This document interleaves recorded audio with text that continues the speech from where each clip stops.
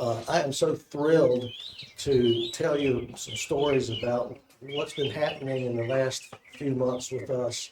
It's just amazing what God's doing.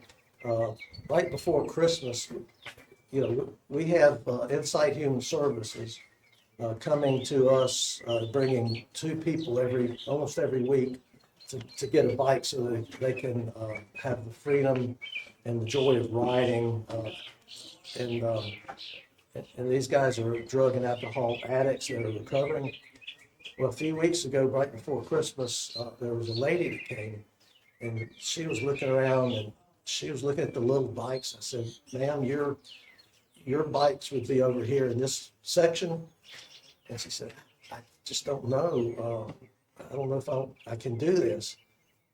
And she hemmed and hawed, and then I said, "Ma'am, your director has referred you to us to get a bite because he thinks you're worthy." And she stopped and took a step back and said, "You mean, you mean somebody thinks I'm worthy?" And then she started crying. And then I started crying. And then we obviously shared how she is worthy in God's eyes, that he loves you. And that's why we're giving the bike. And then a week later, two young guys came in their 20s.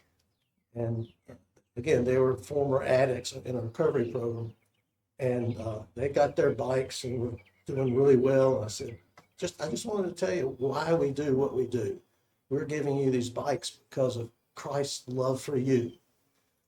And one of them stopped and he said, "God would never love me after everything I've done." And the other guy said, "Yeah, that's true. We don't deserve this." And so a bunch of guys that were standing around formed a circle around them, and we said, "We don't deserve God's love either."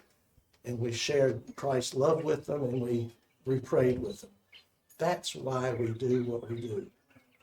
Okay?